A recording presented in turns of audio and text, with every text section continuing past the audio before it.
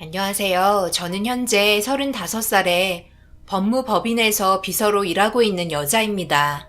많은 나이는 아니지만 그래도 사회생활하면서 꽤 많은 경험을 했다고 생각했었는데 이번에 겪은 일은 아무리 생각해도 이해가 되지 않아 사연 신청을 해봅니다. 저는 로펌 비서로 일을 한 지 5년 정도 되었고 한 곳에서 꾸준하게 근무를 했었어요. 회사마다 다르겠지만 저 같은 경우 일정 관리를 하거나 문서 수발신 전화 응대 그리고 법정 문서 서식 정리 등 변호사님 뒤에서 필요한 자잘한 일들을 맡아서 하는 한마디로 심부름꾼입니다. 말이 로펌 비서로 좋게 포장이 되어 있는 거지 일반 사무직 비서와 다를 건 없어요.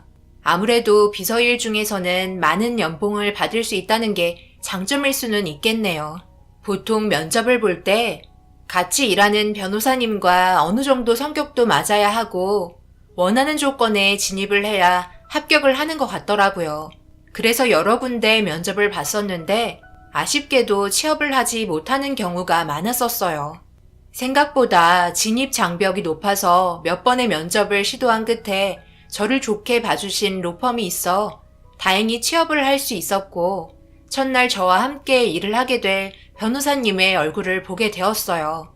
변호사님이 원하는 조건에 제가 어느 정도 진입을 했었는지 그래도 첫 대면이 나쁘지 않았습니다. 앞으로 제가 해야 될 일들은 인수인계 받았고 첫날이라 사무실 분위기와 변호사님과 이런저런 대화를 주고받으며 제가 취업했다는 걸 실감할 수 있었어요. 앞으로 저와 제일 많이 부딪히게 될 변호사님과 처음으로 같이 점심을 먹으며 궁금한 점에 대해서 서로 대화를 하며 좋은 분위기를 이끌어 나가는데 저에게 하나의 조건을 제시했고 그 조건은 그때 당시 어려운 문제는 아니었습니다. 같이 일을 하면서 다른 건 크게 상관없지만 제일 중요한 게 아무래도 제가 일하는 공간에는 들어오지 않았으면 좋겠어요. 누가 함부로 들어오는 걸 제일 싫어하거든요. 그래서 새벽에 청소하시는 분도 절대 들어오지 않으세요. 이 부분만 지켜준다면 앞으로 김 비서와 제가 함께 일을 하는데 큰 문제는 없을 것 같습니다. 어떤 일이 있어도 절대 들어오지 마세요. 약속 지켜줄 수 있죠? 그럼요. 그 정도야 어려운 것도 아니니까요. 아무래도 사건 서류가 많아서 예민하신 분들도 있으시죠? 다른 건 또 없으세요? 변호사님은 다른 건 문제될 게 없다는 듯 고개를 흔들었고 때마침 음식이 나와 살짝 어색해지려는 공백을 깨주었습니다. 그렇게 변호사와 첫 만남을 시작으로 함께 일을 하면서 저희는 점점 친해졌고 개인적으로 만나 저녁 식사를 하게 되는 경우도 생기기 시작했어요. 1년차 때와 다르게 3년 정도 지나니까 서로에 대해 많은 것들을 알 수 있었고 가끔 이상한 감정을 느낀 적도 있었습니다. 저에 대해 관심을 표현해 주는 게 마음에 들어서 나타내는 감정 같기도 하고 때론 일하는 직원이고 제 나이가 변호사님과 아무래도 나이 차이가 꽤 있다 보니 동생처럼 대해주시는 경우도 있었어요. 그런 복잡한 감정이 계속 반복되면서 저도 모르게 퇴근하고 같이 저녁을 먹다가 솔직하게 느낀 감정을 말하게 되었고 진지한 대화를 풀어나갔습니다. 솔직히 혼자 이런 감정을 느끼고 있었다는 건 말이 안 되는 것 같아요. 분명 변호사님도 저와 같은 마음이시죠? 그게 무슨 말이지? 같은 마음이라니? 나는 지금 어떤 말을 하려고 하는지 잘 모르겠는데? 저에게 일적으로 잘 해주시는 거와 개인적으로 나타내시는 감정이 다르잖아요. 저도 여자인데 그런 거 하나 모를 것 같아요? 김 비서와 내가 나이 차이가 어느 정도 나지? 한 8살 정도 차이 나는 걸로 알고 있는데 일할 때는 당연히 지켜야 될 부분들이 있지만 퇴근하고 나선 오빠 동생으로서 대해주는 것뿐인데 나랑 일하는 게 쉬운 것도 아니고 고생을 많이 하니까 조금 더 챙겨주고 싶고 잘 해주고 싶어서 관심을 많이 준 거고 그런데 이런 관심이 김 비서한테는 다르게 다가간 거구나. 이 말을 듣는 순간 저도 모르게 오해한 것 같아 얼굴이 붉어졌어요. 저는 한 번도 진지하게 연애를 한 적이 없었고 순결을 지켜왔었거든요. 그리고 매일 한 공간에서 남자와 단둘이 있다는 것도 변호사님 외에는 없었으니까 저도 모르게 또 다른 감정이 싹튼 것 같았습니다. 결국 오해의 결과로 인해 변호사님은 저에 대한 감정을 알게 되었고 귀엽다는 듯이 웃어 넘기셨어요. 약간 어색한 분위기에 저녁을 먹고 각자의 집으로 돌아가면서 쓸데없이 입을 놀려 앞으로 같이 일을 할 때 불편해질까봐 기분이 별로 좋지 않았어요. 그런데 다음날 평소와 똑같은 모습으로 저를 대해주셨고 저에게는 별 다른 감정이 없는 것 같았습니다. 다행히 전날에 있었던 일들은 잊어버릴 수 있었고 그렇게 평소와 다름없는 하루를 보냈어요. 그날따라 꽤 바쁘게 일 처리해야 될 게 많아 야근을 하게 되었고 변호사님은 외근을 했기 때문에 그 자리에서 바로 퇴근을 하셨습니다. 저녁을 먹지 못하고 쉬지 않고 일을 하고 있다가 속이 너무 쓰려 컵라면이라도 먹으려 하는데 누군가가 사무실에 들어오는 소리가 들렸고 꽤 낯익은 구두 소리에 고개를 돌려보니 변호사님이 저를 위해 배고플까봐 야식을 준비해 오셨습니다. 이런 대우는 처음이라 감동을 받았었고 같이 야식을 먹은 뒤 서둘러 처리해야 될 일들을 같이 해결하고 집까지 바래다 주셨어요. 이런 호의는 계속되었고 제가 아무래도 연애 경험이 없는 여자이지만 저에 대한 감정이 확실히 없다고 생각할 수 없었습니다. 그러던 도중 회식 때 직원들 먼저 돌아가고 둘이서 술을 마시고 있는데 그때 변호사님의 솔직한 감정을 느낄 수 있었어요. 나는 과거에 이혼을 한번 한 적이 있었거든. 그리고 내가 이혼을 하게 된 건 그때의 아내가 우리 부모님이 몸이 불편하셨는데 굳이 여행을 데려가겠다며 고집을 피우다가 사고가 나게 되었고 두 분이 세상을 떠나고 말았어. 그래서 도저히 아내의 얼굴을 보면서 내가 살아갈 수가 없어서 이혼을 하게 되었지. 그래서 누군가를 사랑하고 또다시 결혼한다는 게 나에게는 감정적으로 말 못할 부분들이 많아. 과거의 일들이 계속 생각이 날 것 같기도 하고 좋은 감정을 가지고 있는 사람이 있어도 쉽게 내 마음을 보여줄 수 없는 게 그 이유이기도 하지. 내 말이 무슨 뜻인지 잘 알고 있지? 이렇게까지 말하면 어느 정도 답이 된 것 같은데. 제가 느끼고 있던 감정을 똑같이 공유하고 있었지만 그렇다고 섣불리 저에게 다가올 수 없는 이유 또한 있었습니다. 갑작스럽게 자신의 마음을 고백한 이 남자가 저를 당황하게 만들었고 한동안 서로의 눈빛을 주고받으며 예상하지 못한 전개가 흘러가기 시작했어요. 서로 어느 정도의 마음을 알아서 그런지 전보다 더 조심스러워졌고 말 한마디 한마디 신경이 쓰였습니다. 평소에는 쉬는 시간일 때면 장난도 치며 꽤 즐거운 하루를 보낸 반면 서로의 마음을 알게 된 이후 모든 행동 하나하나를 살펴야 했어요. 그런 시간들이 반복이 되면서 일적인 부분들에서도 불편해지기 시작하자 이건 아닌 것 같았는지 퇴근하고 저녁이나 함께 하자는 말에 둘이서 진지하게 대화를 나누기 시작했고 저희는 그 시간 이후 연인 사이로 발전하게 되었습니다.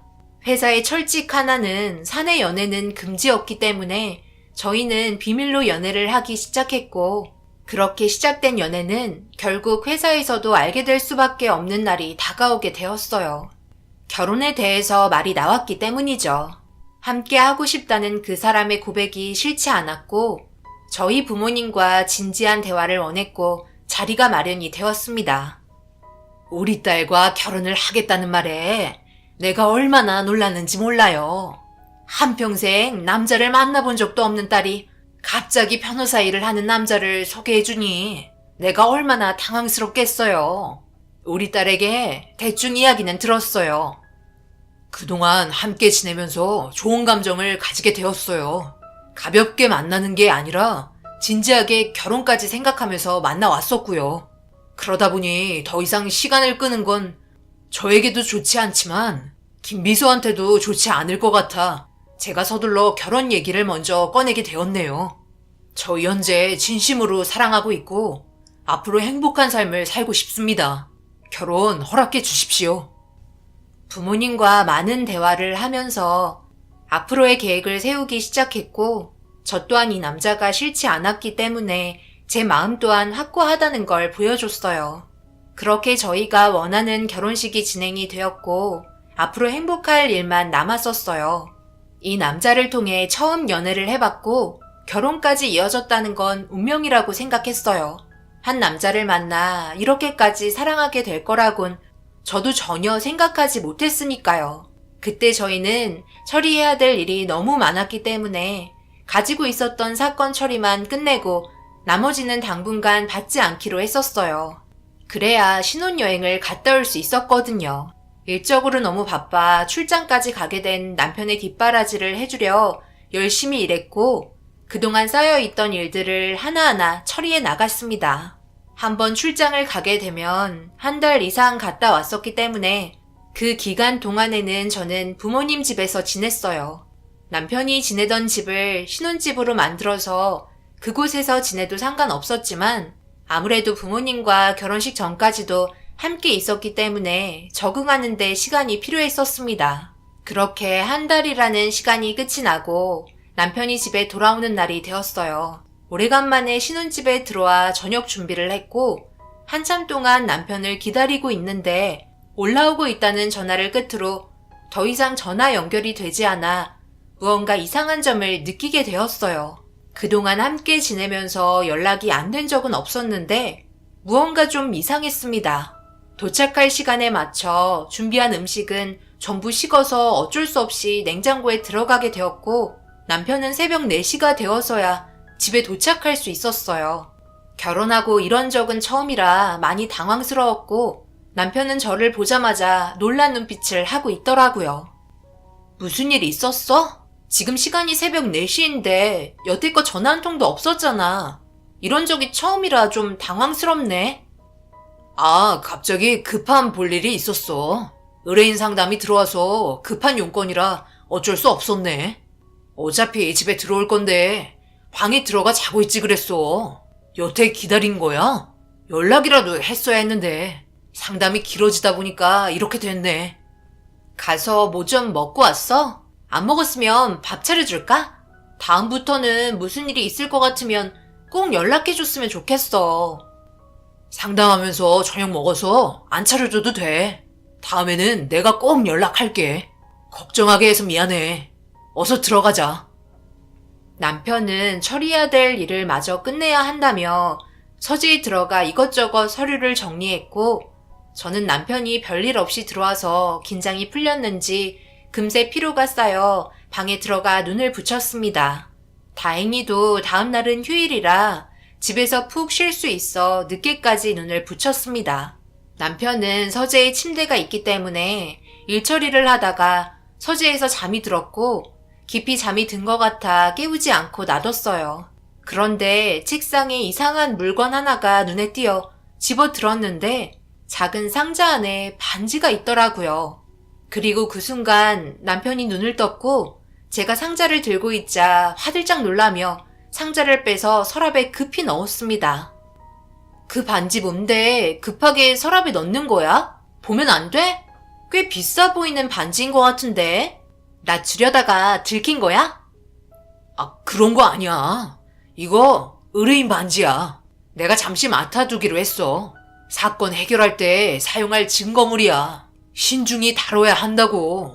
노크라도 하고 들어오지 그랬어. 내가 서재에 함부로 들어온 거 싫다고 했잖아. 개인 공간에 대한 프라이버시는 어느 정도 지켜줬으면 좋겠는데. 무슨 냄새야? 아침밥 차렸어? 안 그래도 배가 고팠는데 잘 됐다. 그럼 나갈까? 남편의 당황스러운 눈빛도 처음 봤지만 급하게 반지를 서랍에 넣는 것도 이상해 보였습니다. 증거물이라고 하기에 남편의 표정 관리가 되지 않았거든요. 그때 당시 제가 남편을 뒷조사해야 한다는 것도 생각해 본 적 없었어요. 결혼한 지 얼마 되지 않았고 그동안 함께 있으면서 별 문제 없었거든요. 워낙 일이 바빠서 출장 가는 날이 많아 집에 들어오기만 하면 눈붙이기 바빠 둘만의 시간을 보내기도 어려웠습니다. 급한 사건들만 끝내면 한숨 돌릴 수 있으니 그때 신혼여행을 계획했었는데 의문의 반지를 본 뒤로 또 하나 의심스러운 점을 발견하게 되었어요. 퇴근하고 들어온 남편의 정장을 정리하다가 갑자기 들어있길래 꺼내게 되었는데 꺼내면서 이상한 명함 하나가 발견이 되었고 그 안에는 주소와 함께 여자 이름이 적혀 있었어요. 빨간색으로 되어 있는 특이한 명함이었고 뒷면을 보니 또 다른 전화번호가 적혀 있었습니다. 별 생각 없이 다시 지갑에 넣으려고 펼치는 순간 지갑 안에 사진 한 장이 있었고 의문의 여자와 함께 찍은 사진이 들어있더라고요. 그 사진을 꺼내자 밑에는 저와 찍은 사진이 나왔고 맨 위로 올라와 있는 의문의 여자 사진 밑에 작은 글씨로 적혀있는 이름이 명함의 이름과 같아서 무언가 이상한 점을 발견하고 명함과 사진을 핸드폰으로 찍는 순간 남편이 저를 찾는 소리가 들리며 가까이 다가오길래 급하게 정장 안에 다시 지갑을 넣어두고 드레스룸에서 빠져나왔습니다. 저를 보며 밝게 웃으면서 배고프다고 칭얼거리는데 남편이 저를 대해주는 모습에서 충분한 사랑을 느낄 수 있었지만 제가 모르는 무언가 알 수 없는 불편한 감정에 어색한 웃음으로 감정을 표현해 줄 수밖에 없었어요. 남편이 저녁을 먹고 한 통의 전화를 받으며 잠시 볼일을 보고 온다는 말에 궁금했던 점을 알고 싶어 다시 남편의 서재에 들어갔고 서랍 안에 숨겨둔 상자를 열자 충격적이게도 상자 안에 의문의 여자 이름이 명함의 이름과 일치했습니다. 그 순간 남편이 바람을 피우고 있다는 걸 확실하게 느낄 수 있었어요. 무조건 바람이라고 생각했었습니다. 저를 사랑한다면 결혼식까지 하고 얼마 있다 혼인신고까지 했으면서 그 짧은 기간에 다른 여자를 만나고 있다는 게 너무나 충격이었습니다. 결국 남편의 뒷조사를 해봐야 할 것 같아 일을 쉬는 날 핑계를 대고 명함에 적힌 주소로 향했습니다. 꽤 깊은 산골에 진입을 하게 되었고 건물 한 채만 우두커니 있는 의문의 단독주택이었어요. 조용하니 아무도 없이 건물 하나만 있었습니다. 그곳에 누가 올지도 몰라 차를 안 보이는 곳에 숨기고 한참을 기다리고 있는데 아무도 왔다 갔다 하는 사람이 없었어요. 그렇게 한참의 시간이 흐르고 어두운 저녁이 되니 라이트를 비추며 차 한 대가 올라오더라고요. 숨죽이며 멀리에서 지켜보고 있는데 그 차는 다름 아닌 남편의 차량이었고 건물 안으로 들어가니 불이 켜졌습니다. 조심스럽게 차에서 내려 건물 밖에서 이리저리 살펴보고 있는데 아무래도 그 안에서 무언가를 하고 있는 건지 알 수는 없었어요. 갑자기 분위기 있는 노래를 틀었고 멀리에서 라이트를 비추며 다가오는 차량 한 대를 발견하고 급하게 몸을 숨겼습니다. 건물 앞에 차를 세우고 차 안에서 내린 사람은 사진 속에 있던 의문의 여자였어요.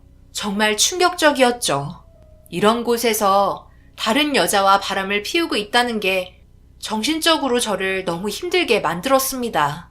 남편은 의문의 여자가 도착한 걸 알고 문을 열며 반겨주었는데 남편의 입에서 여보라는 목소리가 들렸고 의문의 여자 입에서는 보고 싶었다며 믿을 수 없는 대화가 오고 갔어요. 더욱더 확실하게 알 수 있는 둘의 대화에 이혼했던 전 와이프인 건 아닌지 의문이 들었고 좀 더 알아보기 위해 들키기 전에 집으로 돌아왔습니다. 머리를 한 대 맞은 것 같아 집에 도착해서 한참 동안 눈물을 흘렸어요. 그리고 남편 서재를 샅샅이 뒤져 살펴보니 소름이 돋을 정도의 물건들을 발견할 수 있었습니다. 의문의 여자와 함께 찍은 사진이 엄청나게 많이 쏟아져 나왔고 또 다른 핸드폰을 발견할 수 있었어요. 그 안에 있던 핸드폰에는 의문의 여자가 이혼한 전처라는 걸 확실하게 알려주는 증거들이 수두룩하게 나왔어요. 그동안 비서로 일을 하면서 배운 노하우를 토대로 안에 있던 증거물들을 전부 모았고 저렇게 만날 거면서 왜 저와 결혼을 했는지 이해가 되지 않았습니다. 90억 자산가인 재벌이 이렇게 이중적인 삶을 산다는 게 믿기지 않았어요. 뭐가 아쉬워서 걸릴 수 있는 일을 하는 건지 도저히 용납할 수 없었고 늦은 새벽이 돼서야 남편은 조심스럽게 집에 들어왔습니다. 저는 잠을 자는 척하며 남편이 움직이는 소리에 귀를 기울였어요. 저와 결혼을 했는데도 단 한 번도 첫날 밤을 보낸 적이 없었던 이유가 저보다 전처를 더 사랑했기 때문에 그런 것 같았고 모든 증거물을 모아 확실하게 이혼을 해야겠다 생각했습니다. 그렇게 다음날 아무 일 없다는 듯 연기를 하며 아무 말 없으면 의심을 살까봐 전날에 어디를 갔었냐고 물어보면서 투정 부리듯 연기를 했고 별 문제 없이 상황을 넘기고 평소와 똑같은 일상을 보냈습니다. 회사에서 일을 하면서 남편의 행동 하나하나 유심히 살펴봤어요. 회사에서는 아무 일 없었고 남편의 행동은 저에게 변함없는 사랑을 주려고 노력하는 것 같았습니다. 가식적인 행동은 저에게 거부감을 주게 되었고 저도 모르게 남편의 터치를 민감하게 받아들일 수밖에 없었어요.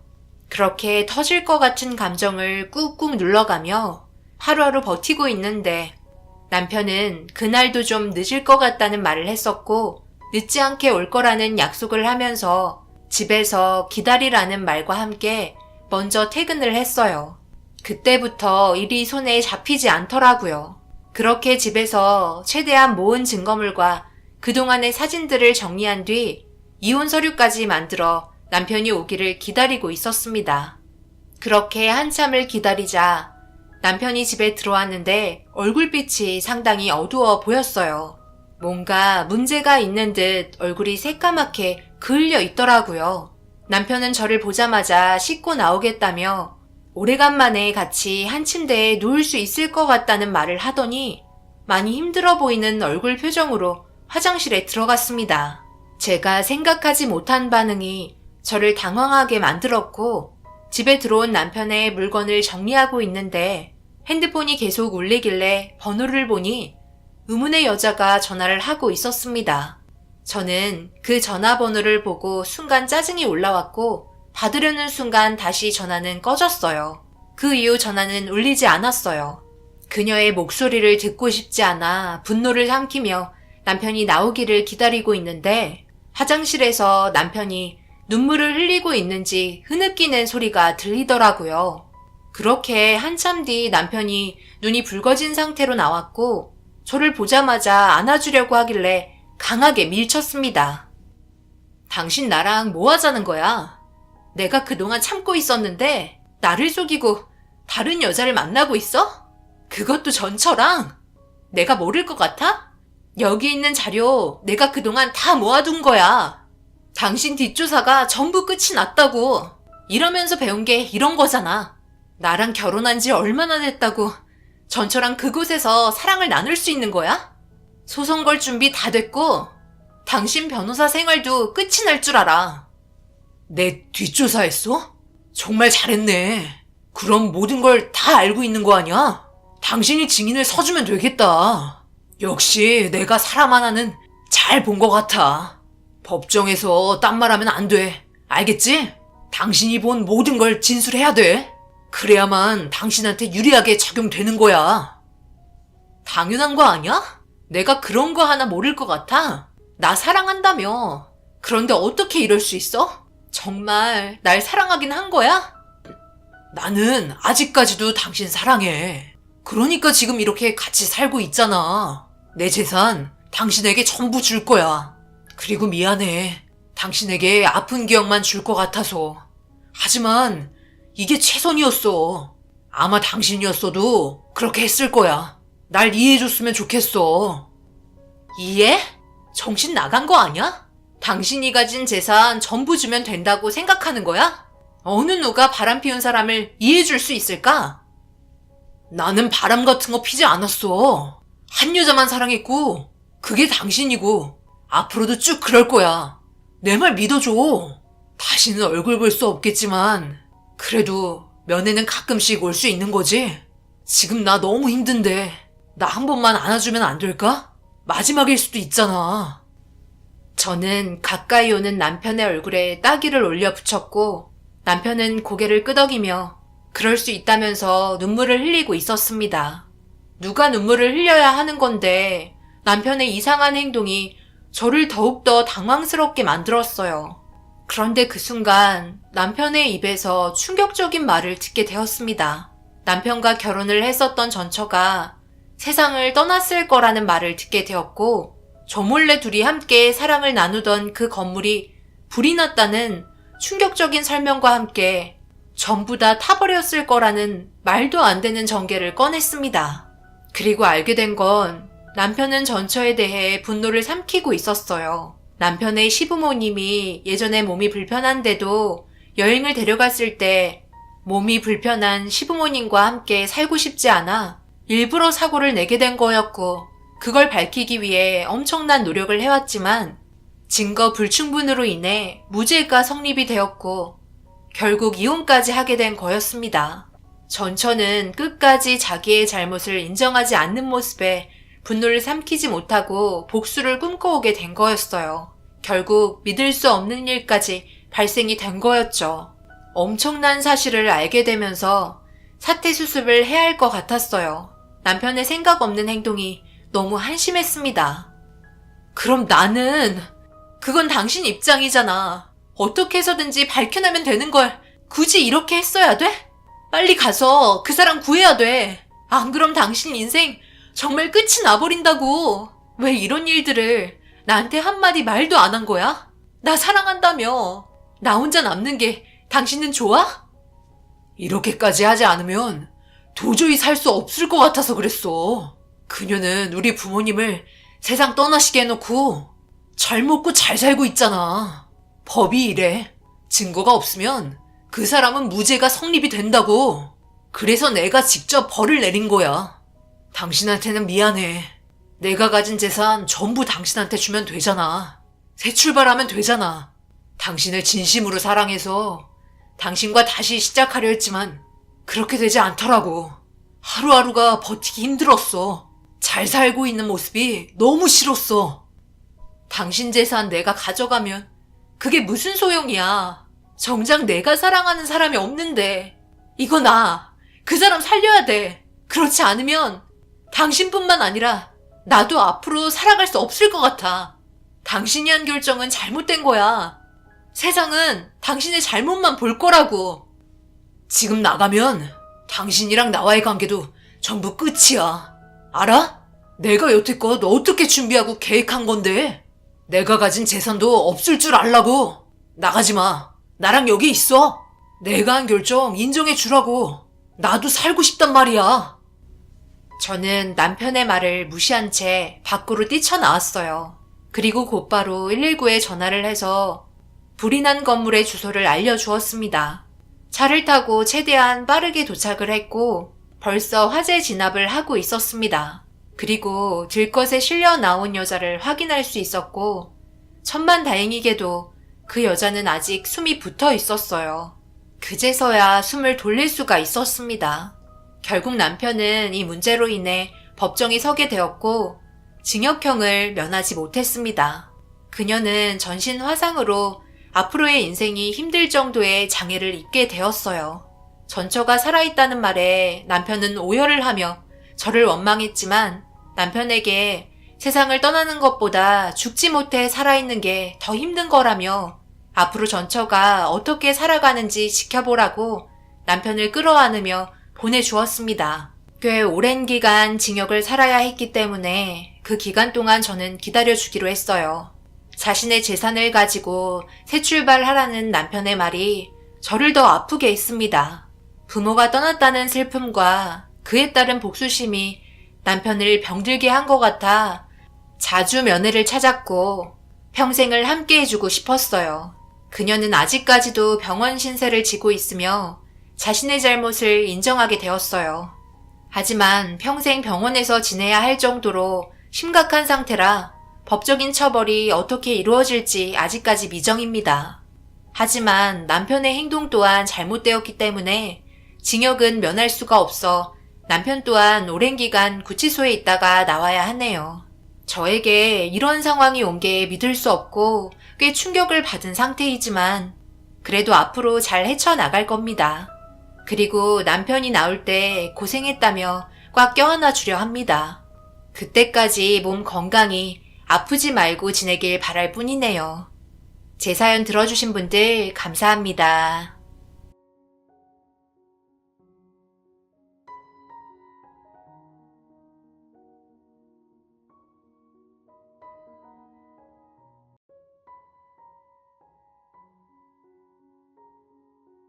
안녕하세요. 저는 51살에 하루하루 힘겨운 삶을 살고 있는 남자입니다. 지금도 그날의 기억만 떠올리면 분노가 치밀어 오를 정도로 정신적인 충격이 상당합니다. 제가 왜 이런 일을 겪어야 하는지도 모르겠고, 저에게 다가온 현실 때문에 하루에도 수십 번이나 눈물이 앞을 가릴 정도네요. 아내와 결혼을 한 지 20년이라는 세월이 지났어요. 불과 몇 달 전까지만 해도 서로 사랑하고 있었고 그동안의 행복한 결혼 생활 때문에 한 집안의 가장으로서 최선을 다하며 살아왔어요. 처음 아내와 만났을 때의 감정과 20년이라는 시간이 지나고 느끼는 감정은 살면서 달라질 거라 생각했어요. 하지만 제가 생각했던 것보다 정반대로 항상 변함없이 아내를 사랑했습니다. 아내 또한 마찬가지였고요. 남들은 저희를 보면서 천생연분이라며 결혼한 부부들에게 부러움의 대상이었죠.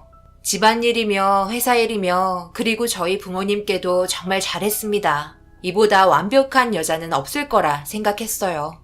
그래서 20년 동안 살짝 다툰 적은 몇 번 있었지만 싸운 적은 전혀 없습니다. 그렇게 저희는 잘 살아왔는데 아내의 행동이 평소와 다른 모습을 보게 되었고 모든 걸 부정하고 의심하지 않았어요. 아내와 저와의 사이에서 절대적으로 일어날 거라 생각하지 않았으니까요. 저희 부부는 하늘이 내려준 선물 같았으니까요. 여보, 오늘 생각보다 좀 늦었네. 항상 늦을 때 연락하더니만 오늘은 왜 연락하지 않았어? 그렇게 일이 바빴어? 걱정했잖아. 요즘 일이 좀 바빠. 새롭게 시작된 계약건이 있는데 아무래도 처음이 중요하니까 정신없네. 우리한테 일을 맡긴 대표가 좀 까다로운 편이라 직원들 모두 상당히 날카로워졌어. 일 처리하는데 실수하면 안 돼. 분위기가 너무 심각하거든. 고생하네. 월급도 많이 주지도 않으면서 왜 그렇게 못 잡아먹어서 안달이래? 힘들면 다른 자리 알아보던지. 나는 당신이 일 그만두고 집안일만 했으면 좋겠는데. 애들도 맨날 엄마랑 같이 있고 싶어 하잖아. 우리 딸들 불쌍해 죽겠다. 초등학생이면 이제 혼자 있어도 되는 나이야. 나 어렸을 때는 혼자 밖에서 싸돌아다니고 놀다가 집에 늦게 들어왔었어. 당신도 그렇지 않아? 요즘 애들은 너무 감싸고 도는 게 많아서 버릇이 없는 애들도 엄청 많더라. 걱정하지 마. 저렇게 커야 빨리 어른스러워지지. 감싸고 돌면 만년 어린이로 살게 될 거야. 나는 그런 꼴 못 보는 거 알지? 아내는 아이들이 강하게 자라길 바라고 있었어요. 저도 개방적인 스타일이긴 하지만 그렇다고 밖에 너무 방치하는 건 아닌 것 같다는 생각이 들었죠. 학원을 다니기 때문에 제가 퇴근하는 시간에 끝이 나서 항상 집에는 같이 들어가거든요. 하지만 아내는 저녁 늦게 들어오기 때문에 항상 아이들이 자는 모습만 거의 보고 있습니다. 아이들이 잠 안 자고 엄마 기다린다며 버티고 있다가 혼난 적이 한두 번이 아니었어요. 그 이유는 아이들은 저녁 10시에 무조건 자야 한다는 생각 때문에 그런 것 같습니다. 아이들은 잠을 많이 자야 몸이 건강하다는 걸 항상 강조하거든요. 그래서 엄마 얼굴을 볼 수 있는 시간은 아침에 엄마가 출근하는 모습만 볼 수 있어요. 그래도 주말에는 함께 있어주려고 노력 많이 하고 있습니다. 그런데 최근 들어 야근이 너무 많아 아이들 데리고 외식이나 할까 해서 아내가 퇴근하는 시간에 맞춰 회사 앞에서 기다리고 있었어요. 아내의 회사는 보통 야근하면 9시에는 끝이 나거든요. 애들은 뒤에서 장난치며 엄마 언제 오냐고 9시가 넘었는데도 안 나와서 배고프다며 투덜거리고 있었습니다. 아이들이 배가 고프다고 하니까 저도 덩달아 마음이 조급해지더라고요. 그래서 아이들한테 잠시만 기다려달라고 한 뒤 아내가 근무하는 사무실로 들어갔어요. 무슨 일 때문에 방문하셨죠? 지금 건물 전부 닫을 시간인데요. 용건 없으시면 나가주세요. 함부로 들어오시면 안 됩니다. 아, 그게요. 제 아내가 여기 회사에서 근무하고 있거든요. 오늘 야근이라고 해서 기다리고 있었는데 한참이 지나도 나오지 않아서 무슨 일 있나 싶어서요. 전화도 받지 않고요. 혹시 저기 사무실도 야간 근무하는 사람이 전혀 없나요? 야간 근무요? 저희 건물에 야간 근무는 없는데요. 야간 안 한 지가 벌써 2년 정도 지난 것 같은데요. 뭘 잘못하신 거 아니에요? 하여튼 지금 문 닫아야 하니까 빨리 나가주세요. 제가 야간 근무 타임이라 지금 저녁을 먹어야 하거든요. 경비에게 들은 말은 충격이었어요. 아내가 야근이 있다며 매일 저녁 9시 이후에 들어왔었는데 경비 아저씨는 2년 동안 야간 근무는 하지 않았다는 말에 너무 놀랐습니다. 아내가 저에게 거짓말할 이유는 없는데 왜 그랬을지 이해가 되지 않았어요. 결국 다시 차에 돌아와 몇 번이고 전화를 해봤지만 아내는 받지 않았습니다. 아이들은 뒤에서 더 이상 참기 힘들었는지 짜증이 올라오기 시작했고 결국 아내와 외식을 하지 못한 채 아이들만 데리고 고깃집에 들어가 외식했어요. 배가 엄청 고팠는지 허겁지겁 먹었고 그렇게 저녁 식사가 끝이 나는 동안 한 번도 문자나 연락이 없었어요. 슬슬 저도 걱정 반 짜증 반 복잡한 감정이 올라왔고 아이들이 저녁을 다 먹고 집으로 돌아오는 길에 힘들었는지 둘 다 잠이 들어버린 모습을 보며 천천히 집으로 돌아왔습니다. 혹시나 해서 아내가 들어왔나 보려고 창문을 바라봤지만 불이 꺼져 있었어요.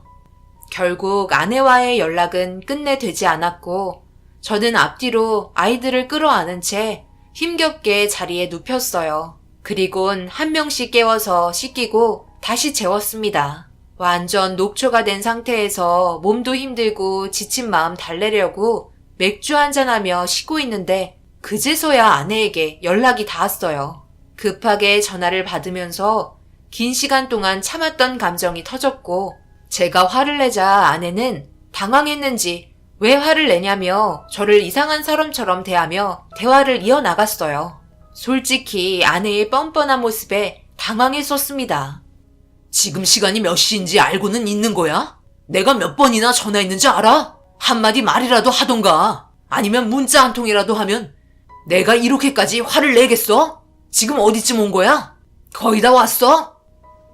아니, 오늘 나 못 들어가. 친구 집에 있어. 술을 좀 먹어서 피곤하기도 하고 이제 출근 시간 얼마 남지 않았는데 집에 들어가면 언제 또 출근해. 여기서 자고 바로 가는 게 좋지. 아이들은 잘 있지? 뭐라고? 자고 온다고? 내가 당신 데리러 갈까? 그게 좋겠네. 아이들도 자고 있으니까 후딱 데리러 갈게. 뭘 데리러 와? 출근하기까지 3시간 남았는데 나 지금 너무 피곤하니까 이따가 점심시간에 다시 통화하든지 해. 아내에게 아까 회사에 갔었다는 말을 꺼내려 했는데 너무 피곤하다며 나중에 통화하자고 끊었습니다. 일방적인 결정에 서운해지기 시작했고 집에 들어오게 되면 진지하게 대화를 이어나가야 할 것 같았어요. 결국 잠 한숨 못 자고 아이들 깨워 학교 보냈습니다. 아이들 헝클어진 머리하며 간단하게 요기할 거 어느 정도 먹이고 정문에 들어가는 것까지 본 뒤에 저도 출근했어요. 이때 당시에 학교를 매일 등교하는 기간이었어요. 저도 회사로 출발하면서 이런저런 생각을 하며 아내의 행동에 대해 곰곰이 생각해 봤습니다. 2년 동안 야근이 없었고 전날에 엄청 늦게 전화해놓고 친구 집에서 자고 다음날 온다는 게 어떤 의미인지 생각했어요. 그래서 회사에 출근해서도 일이 손에 잡히지 않아 오랜 기간 같이 근무한 동료가 저를 보며 하루 종일 이상하다며 무슨 일이 있었는지 물어봤고 제일 친한 친구에게 문제가 생겨서 고민이라며 핑계를 댄 뒤에 제가 겪은 전날의 일들을 회사 동료에게 털어놓게 되었습니다. 하지만 회사 동료가 바보는 아니기 때문에 어느 정도 눈치채고 있는 것 같았어요. 제가 겪은 거라고 말은 하지 않았지만 아내가 아무래도 바람을 피우고 있는 것 같다는 충격적인 조언을 해주었고 믿을 수 없는 저는 부정을 하게 되었어요. 도저히 믿을 수 없었습니다. 하지만 핑계를 찾아보려 했지만 도저히 용납이 되지 않는 부분들이 너무 많았기 때문에 동료의 말에 인정을 하고 말았어요. 그때부터 아내의 행동 하나하나 살펴봐야겠다고 생각했죠. 그렇게 길고 긴 하루가 끝이 나고 아이들 데리고 퇴근한 저는 집에 들어와 밥 먹이고 씻기고 그제야 숨을 돌릴 수 있었어요. 아내는 때마침 현관문을 열고 들어오면서 저와 딸아이들을 보며 밝게 웃어줬습니다. 언제나 다름없는 모습은 전혀 바람 피울 것 같지 않았어요. 아이들을 꽉 껴안아주며 많은 사랑을 주는 모습과 저보고 고생 많았다는 온화한 말투는 금세 의심을 잊어버리게 만들었어요. 그리고 저와 아내는 늦은 저녁을 함께 먹으며 이런저런 대화를 이어나갔습니다. 차마 제가 궁금했었던 고민거리들이 입 밖으로 나오지 않았어요. 정말 오만 가지 생각에 너무나 큰 두려움이 앞섰습니다. 만약 정말 바람을 피우고 있다면 지금처럼 행복한 가정생활은 깨질 게 뻔하고 눈물을 흘리며 저와 아내가 이혼하는 모습을 아이들에게 보여주는 게 너무 힘이 들었어요. 정말 바람이라도 언젠가 다시 제자리에 돌아오거나 지금처럼 변함없이 저와 아이들에게 사랑을 준다면 깨고 싶지 않았습니다. 결국 말 한마디 못하고 그날이 지나가 버렸어요. 저도 참 멍청한 것 같지만 미래가 뻔히 보이는데 그 길을 걷고 싶지 않았어요. 제 마음 공감하시는 분들도 계실 거라 생각합니다. 결국 저 혼자 끙끙 앓고 있는 시간은 점점 길어졌고 마음의 병이 생겨버리면서 몸살까지 오게 되었어요. 저 혼자 참는다는 게 얼마나 힘든 건지 느낄 수 있었죠. 그런데 제가 쓸데없는 상상 때문에 오해할 수도 있을 것 같아 아내의 입에서 아니라는 말을 듣고 싶어 어쩔 수 없이 아이들이 자는 시간에 맞춰 둘이 진지하게 대화를 시도했습니다. 여보, 내가 그동안 당신에게 말하지 않고 혼자서 정말 많이 고민하고 있었는데 아무래도 너무 힘이 들어서 도저히 안 되겠어. 나 지금 엄청 진지하고 농담으로 하는 얘기 아니니까 당신도 내가 하는 말 진지하게 들어줬으면 좋겠어. 얼마 전에 당신이 야근한다고 했던 날 그때 아이들 데리고 당신 퇴근 시간 맞춰서 회사 앞에서 기다리고 있었어. 오래간만에 같이 외식이나 할까 해서 한참을 기다렸는데 나오지 않더라고. 그래서 일하는 곳에 들어가니까 2년 전부터 야근을 하지 않았다며 경비 아저씨가 말을 하더라고. 그 말 듣고 당신에게 전화했었는데 받지도 않았고 그동안 야근 때문에 바쁘다고 했는데 전부 거짓말이라고 생각할 수밖에 없잖아. 그리고 친구 집에서 자고 온다고 한 것도 좀 그랬어. 술을 먹었어도 당신 한 번도 누구 집에서 자고 간다는 말도 없었잖아. 더군다나 나랑 연락도 되지 않았는데 설명을 해주긴커녕 되려 피곤하다는 듯이 짜증을 냈었고 당신도 분명 말 못할 일들이 있었겠지만 집에서 엄마만 기다리는 아이들이랑 그리고 나 또한 당신만 오기만을 기다렸는데 결국 끊어버리고 나서 잠 한숨도 못 자고 서운한 감정만 남은 채 그날 하루 정말 힘들었어. 그랬어? 나는 그렇게까지 생각하는 줄 몰랐지. 그리고 경비 아저씨가 그렇게 말해? 잘 알지도 못하면서. 회사에서 무조건 야근을 해야 한다는 건 없잖아. 그게 어디가 되었든 회사 일의 연장선이면 그건 야근인 거야. 내가 저번에 그랬지? 새로 계약된 일들 때문에 바쁘다고. 그래서 그쪽 사무실에서 물건 받은 거 가지고 상품 설명하며 의논하고 그래서 그쪽 사무실에서 물건 받은 거 가지고 상품 설명하며 의논하고 더 좋은 제품 뽑기 위해 직원들이랑 힘들게 일하고 있으니까 당연히 우리 건물에서 일하는 경비는 전혀 모르고 있지. 그리고 그쪽 회사 근처가 내 친구가 살고 있어. 어차피 다음날 또 일해야 하는데 여기까지 와서 잠도 못 잘 거 차라리 가까운 친구 집에서 잠시라도 눈 좀 붙였다가 바로 회사로 가는 게 좋잖아. 나도 내 몸이 어떤 상태인지 알고 있으니까 어느 정도 조절을 하는 거야. 그리고 내가 매일 야근하는 것도 아니었잖아? 그러니까 굳이 당신한테 2년 전부터 야근을 하지 않았다고 말할 필요도 없었고 지금 그런 일 때문에 혼자 소갈이 하고 있었어? 그렇게 의심되면 내가 일하는 곳까지 전부 확인해봐. 친구한테도 물어보고 그래야 당신 마음이 풀릴 것 같아? 나를 아직도 모르는 거야? 당신한테 오히려 내가 더 서운하네. 그동안 나를 그런 식으로 오해하고 있었다는 게 정말 놀랍고 상처받아서 말도 안 나온다. 아내의 당당한 눈빛과 말투는 모든 게 진실이라는 걸 말해주고 있었어요. 결국 되려 제가 나쁜 놈이 된 것처럼 상황이 바뀌면서 난처하게 되었고 상처받은 아내의 기분을 풀어주려 며칠을 진땀 빼며 쫓아다니고 나서야 겨우 원래 저희 가정생활로 돌아갈 수 있었어요. 한숨 돌리며 아내를 절대 의심하지 않겠다고 다짐했고 한동안 별일 없이 조용히 지나가고 있었습니다. 그런데 아내가 한숨을 푹푹 쉬며 저를 째려보고 있었어요. 무서울 정도로 째려보길래 제가 뭘 또 잘못한 게 있는 줄 알고 무슨 일이냐고 물어보자 충격적이게도 아내가 임신을 했다며 저에게 테스트기를 보여줬고 선명한 두 줄을 가리키고 있었습니다. 엄청난 절망이 찾아왔어요. 서로의 오해가 전부 풀리고 예전처럼 일상으로 돌아갔을 때 딱 한 번이었는데 그 한 번이 일을 이렇게 크게 만들 거라곤 전혀 생각하지 못했어요. 난감한 표정으로 아내를 바라보니 어쩔 거냐며 화를 내기 시작했어요.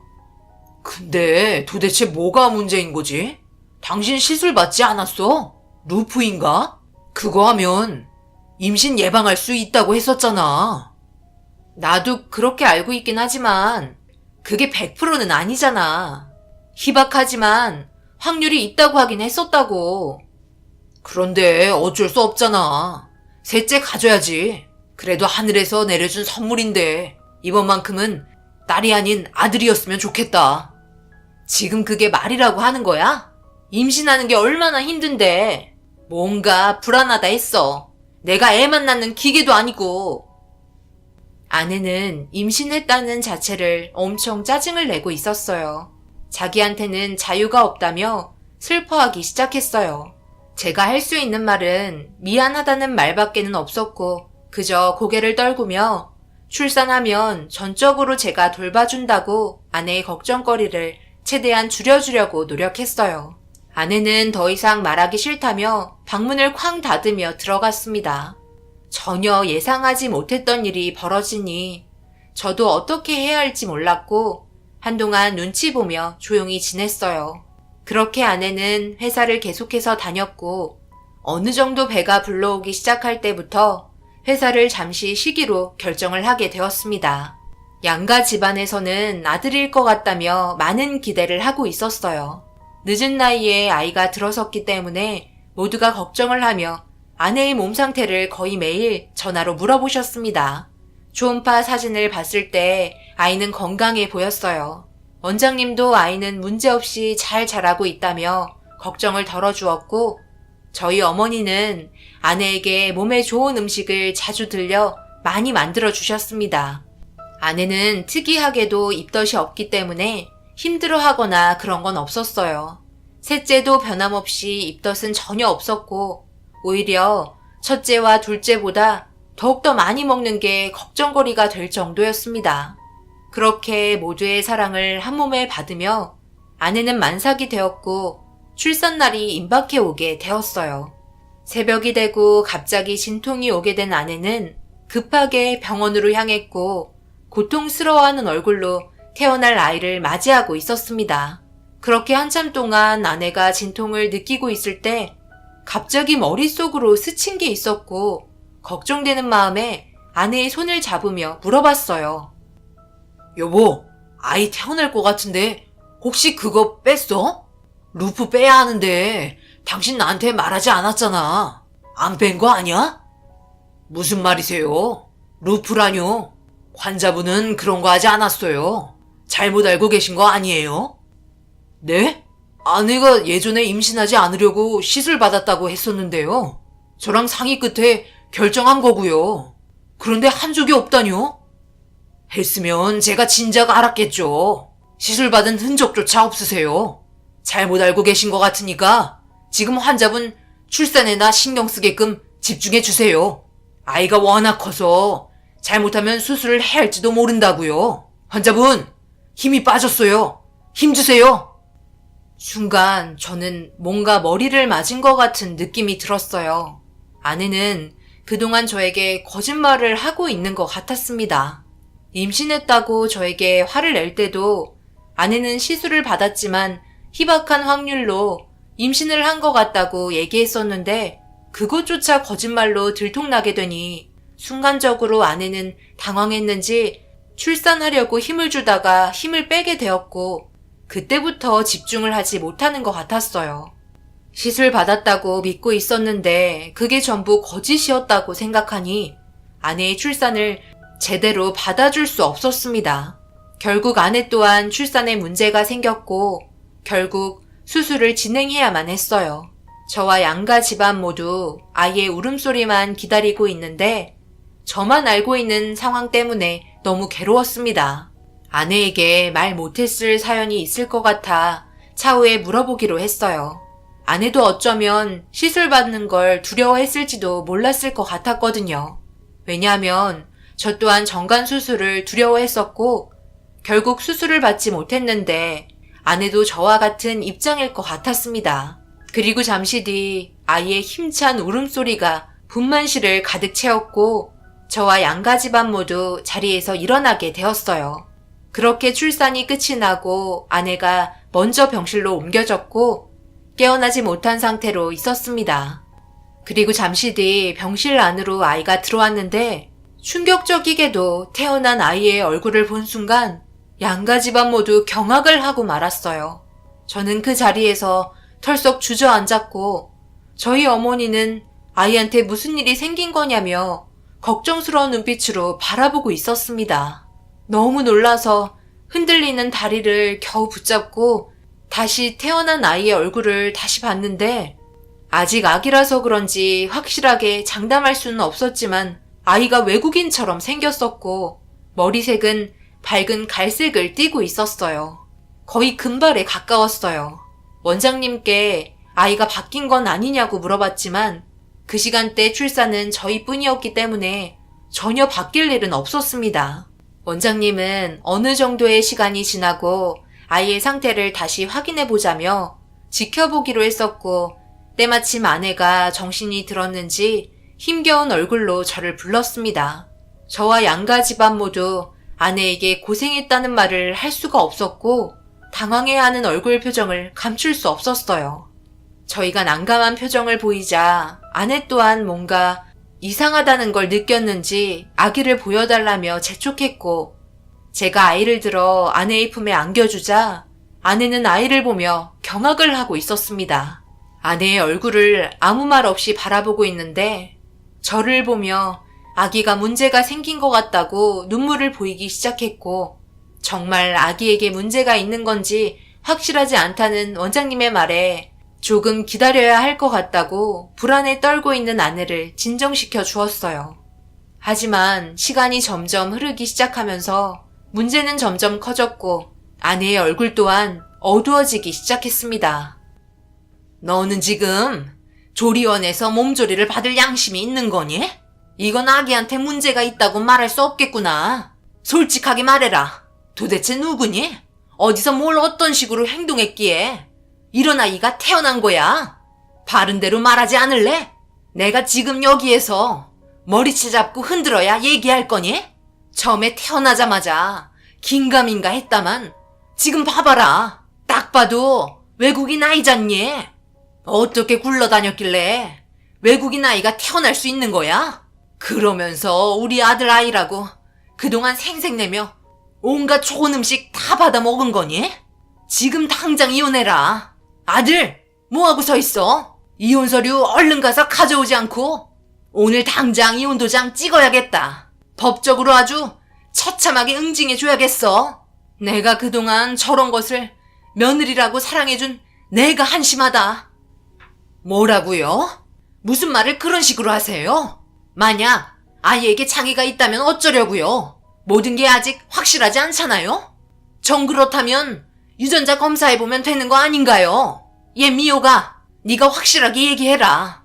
이 아이가 우리 박서방 아이가 맞는 거잖아. 그렇지? 빨리 대답하래도. 너에게는 전혀 잘못이 없는 거잖니. 왜 말을 못하는 거야? 미옥이 너 정신 안 차릴래? 장모님이 아무리 대답을 해도 아내는 완전 정신이 빠진 사람처럼 멍하니 있었고 더 이상의 말은 하지 않았어요. 그건 인정한다는 소리였고 장모님은 결국 그 자리에서 털썩 주저앉고 말았어요. 아내의 두 얼굴이 밝혀지는 순간이었습니다. 어떠한 변명이라도 좋으니 무슨 말이라도 하라고 소리쳤지만 아내는 고개를 떨군 채 아무 말 하지 않았어요. 결국 태어난 아이에겐 미안하지만 뭐든지 확실한 게 좋은 거라 생각했고 유전자 검사를 진행하게 되었습니다.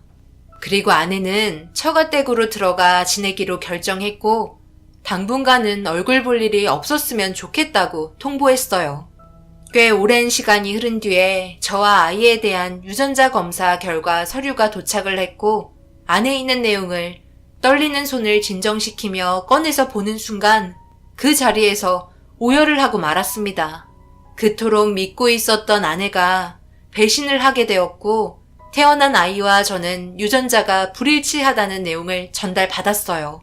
너무나 충격적인 결과에 정신을 못 차리고 있는데 때마침 어머니께서 집에 들어오셨고 제가 오열하고 있는 모습을 보자마자 서류를 확인하더니 예상은 했었지만 결과가 나온 용지에 어머니 또한 쓰러지고 말았습니다.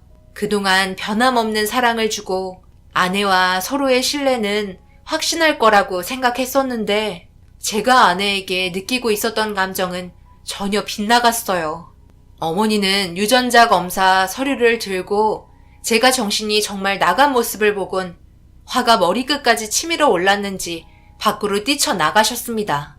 결국 온 집안이 풍비박산 나게 되었고 법적인 절차를 밟아 이혼 준비를 할 수밖에 없었어요. 아내는 제가 아닌 다른 남자와 바람을 피웠었고 그 남자는 자기도 알 수 없다며 술이 너무 취해서 기억이 나지 않는다는 말뿐이었습니다. 그게 저는 더 화가 났어요. 어떤 남자인지도 모르는 상태에서 술에 취해 남자를 만났다는 게 도저히 이해가 되지 않았어요. 이런 식으로 행동을 한 게 언제부터였냐고 물어보자 얼마 되지 않았다며 한 번만 용서해달라고 저를 붙잡고 애원하고 있었어요. 태어난 아이의 아빠도 누군지 모르는 상태에서 모든 짐을 저에게 맡기려고 하는 아내가 너무 원망스러웠습니다. 그동안 믿고 함께한 세월이 한순간에 무너지고 있었어요. 제발 용서해줘 여보. 술이 너무 취해 있어서 나도 몰랐어. 전혀 기억이 나지 않아. 내가 잘못했어. 그러니 제발 우리 예전으로 돌아가면 안 될까? 나는 진심으로 당신 아이인 줄 알았다고. 그리고 그때 루프 시술을 하지 않았던 건 나도 두려워서 그랬던 거야. 그런데 당신한테 신경 쓰이게 하고 싶지 않아 시술 받았다고 거짓말을 한 거였어. 나만 조심하면 될 거라고 생각했었다고. 지금 당신이 하는 얘기는 내 귀에 전혀 들어오지 않아. 네가 지금 하는 말 전부를 믿으라고? 도대체 어디까지가 진실인 거야? 그럼 그때 연락받지 않았던 것도 전부 나 말고 다른 남자를 만나고 있었던 거네. 야근이라고 거짓말치고 눈웃음 치며 다른 남자랑 놀아난 거잖아. 나는 집에서 힘들게 아이 돌보고 당신 올 때까지 멍청하게 기다리고 있었는데. 아내는 내 앞에 무릎을 꿇었고 오열을 하며 용서를 구했어요. 하지만 이렇게 된 이상 앞으로 아내의 얼굴을 보며 살아갈 수가 없었어요. 그리고 또 하나 알게 된 건 계약권 때문에 야근을 했다던 그 회사는 아예 애초부터 없었던 회사였고 아내가 지어낸 전부 허위 사실이었습니다. 친구 집에서 잤다는 말 또한 거짓이었어요. 저와 전화를 끊었을 당시에도 아내는 다른 남자가 옆에 있었던 거였어요. 힘들게 가정을 돌보려고 애쓰던 저와는 다르게 아내는 밖에서 다른 남자들과 재미있게 놀려고 애쓰고 있었습니다. 거짓말을 표정 하나 바뀌지 않고 서슴없이 뱉는다는 게 너무 소름이 돋았고 하루라도 빨리 이혼을 해야 할 것 같았어요. 도저히 제정신으로 살아갈 수가 없었습니다. 그런데 이혼 얘기가 나오면서 머릿속으로 스치는 또 하나의 걱정거리가 생겼고 설마 아니겠지 하며 이런 의심을 하는 게 죄를 짓는 것 같았지만 아내의 행동이 너무나 충격적이었기 때문에 어쩔 수 없이 첫째와 둘째의 유전자가 저와 맞는 건지 확인을 해볼 필요가 있었어요. 정말 많이 고민했어요. 만약 아이들이 내 친자식이 아니라면 그때는 어떻게 해야 되는 건지 고민이 해결되지 않았지만 그렇다고 소갈이 하다가는 제가 병이 날 것 같아 어쩔 수 없이 유전자 검사를 선택하게 되었습니다. 아내 몰래 조용히 처리했고 양가 집안도 전혀 모르고 있었어요. 그렇게 유전자 검사 서류가 도착을 해서 떨리는 마음으로 서류 봉투를 찢은 다음 안에 있던 내용을 살펴보는 순간 저는 2장의 유전자 검사 내역서를 바닥에 떨어뜨리고 말았습니다.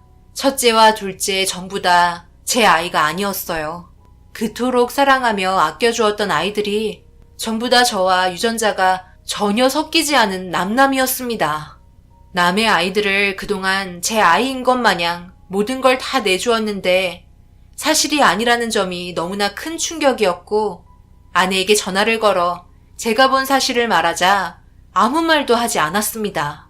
그러더니 하는 말이 자기도 당신 아이인지 아닌지 헷갈려서 저 몰래 유전자 검사를 했어도 첫째와 둘째가 아닌 게 확인이 되곤 너무나 힘들었다며 그동안 죄 지은 것 마냥 조심히 살았다고 저에게 자신의 고민을 털어놓으면서 아내는 저에게 미안하다는 말보다 상담을 하고 있더라고요. 정말 어이가 없었습니다. 그리고 하필이면 아이들은 시간 맞춰 집에 들어와 배고프다고 밥 차려달라며 보채기 시작했어요. 양육권은 무조건 제가 가져가겠다고 얘기까지 해서 그런지 아내의 굳은 의지가 확실하게 보였었죠. 그런데 이 소문은 너무 순식간에 퍼지더라고요. 양가 집안 전체가 흔들릴 정도로 너무나 큰 충격이었습니다. 결국 아내는 더 이상 물러날 곳 없는 위치에 서 있었고 법적인 절차를 한 번 더 진행해야만 했어요.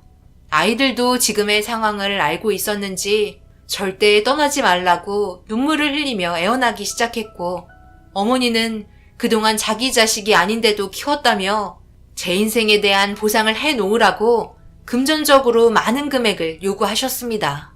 아내에게 첫째와 둘째가 같은 아빠인지 아니면 둘 다 아빠가 다른지 물어봤는데 둘 다 모른다며 술에 너무 취해 기억이 나지 않는다는 쓸데없는 말만 늘어놓았어요.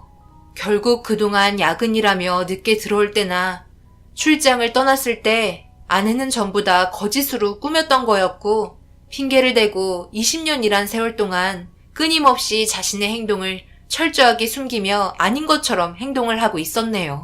그렇게 이혼 서류를 청구하고 위자료와 그동안 제가 몰라서 손해본 금액에 대한 정신적 피해 보상 전부를 아내에게 적용시켰고 친자 포기각서에 동의한다고 작성하려는데 태어났을 때부터 지금까지 울고 웃으면서 함께 지냈던 추억들이 떠올라 차마 친자 포기각서에 도장을 찍을 수 없었습니다.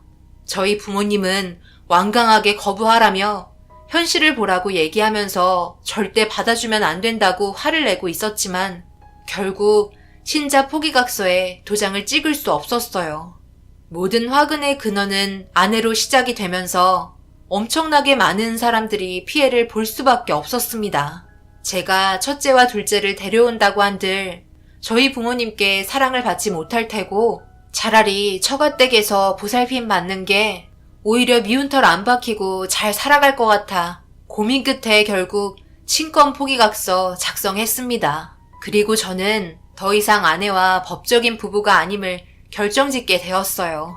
그런데 아내와 이혼을 하게 되고 몇 달 만에 장모님에게 전화가 왔는데 장례식장이라는 말을 들었고 충격적이게도 아내는 저와 이혼을 하고 끊지 못했던 술을 정말 많이 입에 대면서 혼자서 길거리를 걷다가 도랑에 빠지게 되었고 깊지도 않은 도랑에 얼굴이 묻히면서 코와 숨이 막혀 결국 세상을 떠나고만 충격적인 결과를 가져오게 되었습니다. 장례식장을 가지 말라고 어머니가 난리 치셨지만 제가 정말 진심으로 키웠던 아이들이 마음에 걸려 장례식 참석했어요. 아이들은 저를 보자마자 달려와 보고 싶었다며 눈물을 흘리면서 아내가 세상을 떠난 걸 받아들이지 못하고 있었어요. 저는 결국 낳은 정보다 기른 정이 우선이라고 첫째와 둘째를 현재 제가 데리고 있습니다. 저희 부모님은 불만이 많으셨어요. 하지만 저는 아이들을 놓칠 수 없었어요. 마지막 셋째까지는 현실적으로 받아들이기가 힘이 들어 그때 상황에 아내가 만났을 시간대를 찾아 남자를 찾고 있습니다. 잡히게 될지 모르겠지만 세 번째 아이한테는 정이 가지 않습니다. 하루빨리 친부가 잡혀 데려가길 바라고 있어요. 그리고 그 기간 동안 장모님이 아이를 돌봐주고 있네요. 이런 일들 때문에 저는 현재 하루에도 수십 번 괴로워하고 있고 정신적인 충격에 병원에서 검사까지 받고 있습니다. 자기는 술 먹고 세상 떠나면 그만이지만 남아있는 저와 아이들은 어쩌라는 건지 정말 한심하고 무책임한 것 같네요. 자신이 초래한 결과에 대한 벌을 받았다고 생각하지만 뭔가 찝찝한 건 아직까지 남아있는 상태입니다. 제 사연을 들어주신 분들은 제가 앞으로 어떤 식으로 지금의 상황을 헤쳐나가야 할지 인생 경험이 많으신 여러분들의 생각을 듣고 싶습니다. 부디 그냥 지나치지 마시고 저와 아이들을 불쌍하게 여기시고 의견 남겨주시면 앞으로 살아가는데 많은 도움이 될 것 같아요. 제 사연 들어주셔서 정말 감사합니다.